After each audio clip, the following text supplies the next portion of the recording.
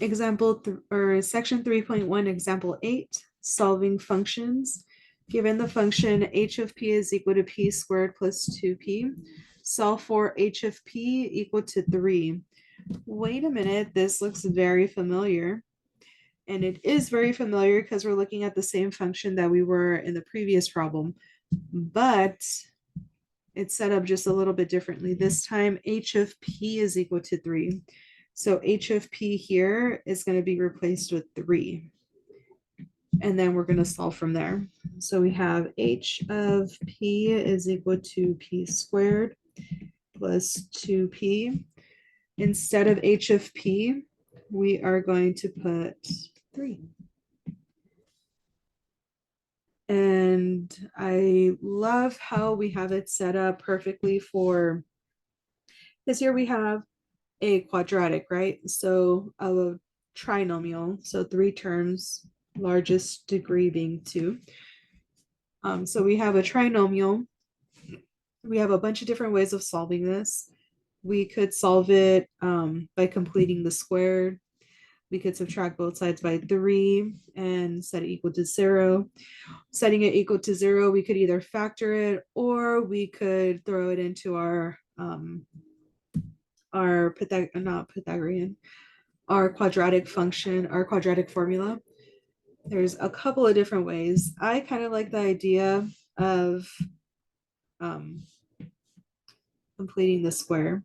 Half of b squared, this is our b, so half of b squared. So 2 over 2 squared, which is 1 squared, which is just 1. So what we're going to do is add 1 to both sides. I'm going to switch the sides because I personally like working with the variable on the left side. So I'm going to say p squared plus 2p plus 1 is equal to 4. We force this left side to be a perfect square, so we could factor it. P plus 1 squared equals 4. To get our variable by itself, we could take the square root of both sides, leaving us with p plus 1 is equal to, remember, whatever we have in here could have possibly been negative. And when we took the square of it, it got rid of the negative. So we have to give it the option of being either positive or negative here. So plus or minus, and then the square root of 4 is 2. We could subtract 1 from both sides. P is equal to negative 1 plus or minus 2. So we have 2 solutions.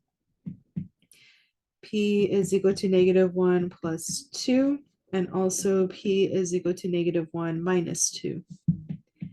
Here P is equal to positive 1. Here P is equal to negative 3. Altogether we have P could either be negative 3 or it could be positive 1. And those are all of the solutions that we could possibly have for this problem. If you have any questions, please feel free to ask. Otherwise, bye.